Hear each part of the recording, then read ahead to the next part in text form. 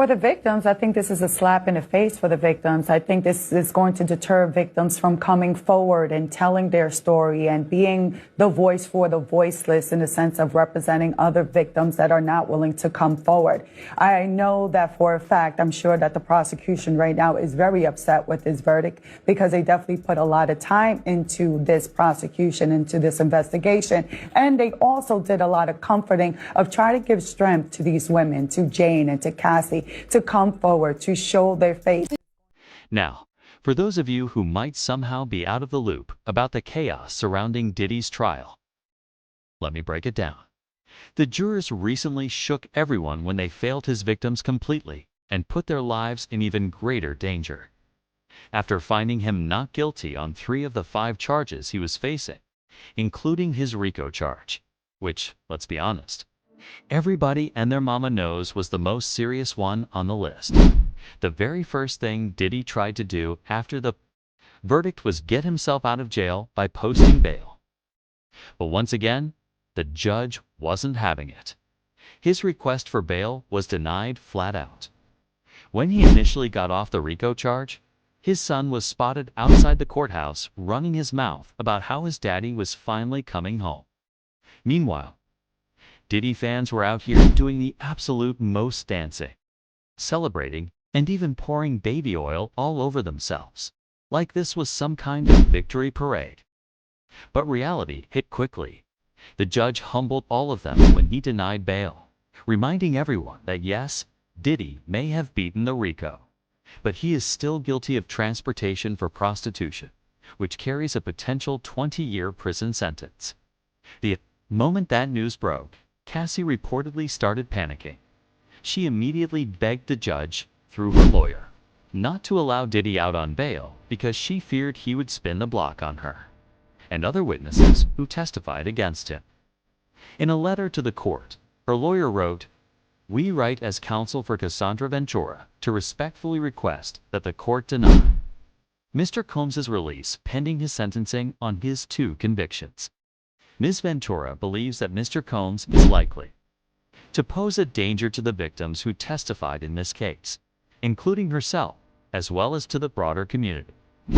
Luckily for Cassie, the judge agreed and denied bail again, citing that Diddy is a direct threat not only to the witnesses who testified, but also to those who might have information about him but haven't yet taken the stand. And as if this whole circus wasn't already messy enough, Cassie also had to deal with Diddy's unhinged fanbase harassing her online, plus some celebrities making shady posts to bash her. Can you imagine? After finally finding the courage to stand up to her abuser, she then has to watch him get acquitted on several charges and deal with clueless people on the internet calling her a liar while she's just trying to keep her family safe. Now, Diddy intimidating victims isn't anything new. In fact, that exact concern is why his 3 previous attempts at bail were denied when he was first arrested last year. During his first attempt, he tried to post $50 million in bail, offering up his $48 million Miami mansion, his family's passports, GPS monitoring, restricted travel, and even his mother's properties. The judge wasn't buying it and sent him right back to his cell. But Diddy wasn't done. He tried again, this time offering another $50 million along with house arrest, 0 internet access, no cell phones, and no women. Once again, the judge said no, making it clear he could not trust Diddy not to go after witnesses and intimidate them.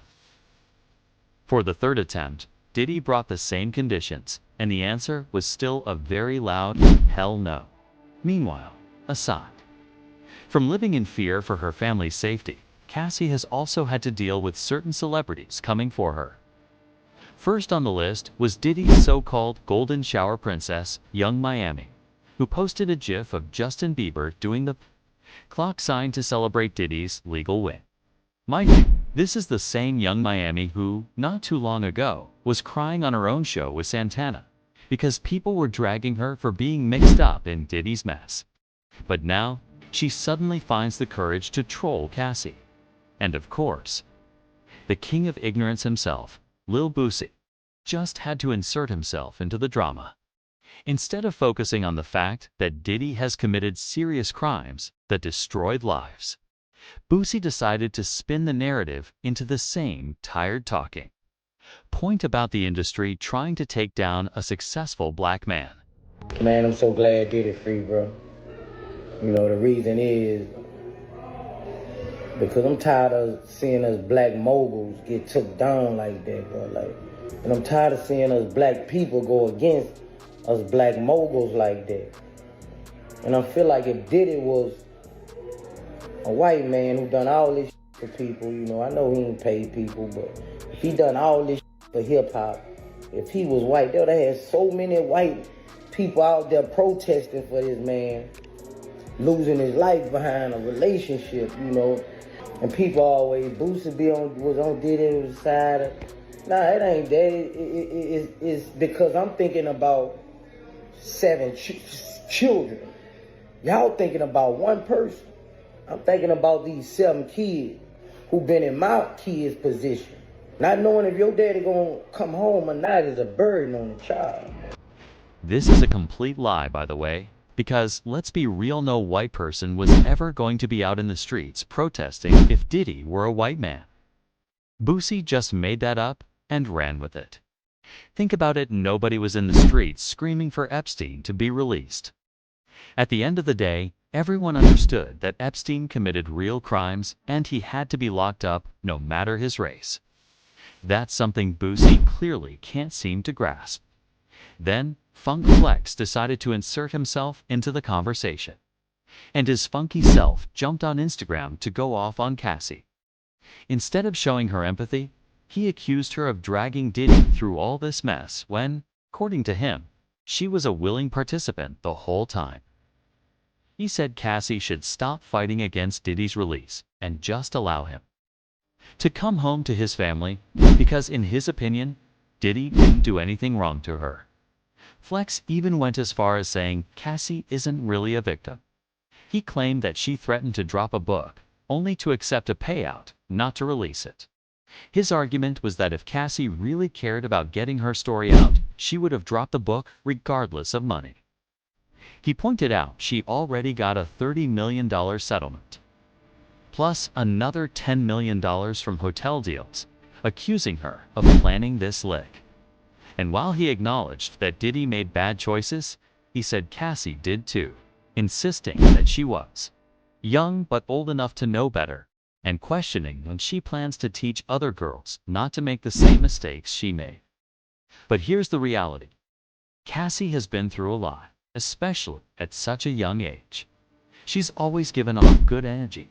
She's always been kind, and she never deserved to carry this level of pain. Unfortunately, even though Diddy's bail was denied, that still wasn't enough for her to feel safe.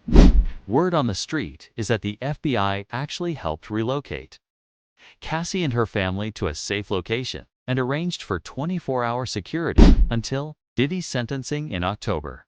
And here's the scary part. If Diddy somehow manages to get out, Cassie may have no choice but to permanently move to another country with her family because of how dangerous he is to her life. And let's not forget, Diddy doesn't even need to physically be somewhere to cause harm. He has an army of people on his payroll who would happily do the dirty work for him. As usual, the internet had plenty of opinions. One person said, "Thank you, God. I honestly believe that if he was released, he would hurt her at some point. He never expected betrayal from her, and after she humiliated him by airing out all of his dirty laundry for the world to see, I fully believe he would have done something to cause harm." Another person added, "At this point, there's way too much attention on the situation. So if she ends up unalive, we all know exactly who is behind it." But when Kim passed, most people didn't know what Diddy was capable of, so the fingers weren't pointing at him. Now, it would be way too obvious. But what do you think? Do you believe Cassie is literally running for her life? And do y'all think Diddy will actually come for her if he gets out? Or would it be too obvious for him to try anything now? Let me know your thoughts in the comments section below. Don't forget to click here to watch this other messy video.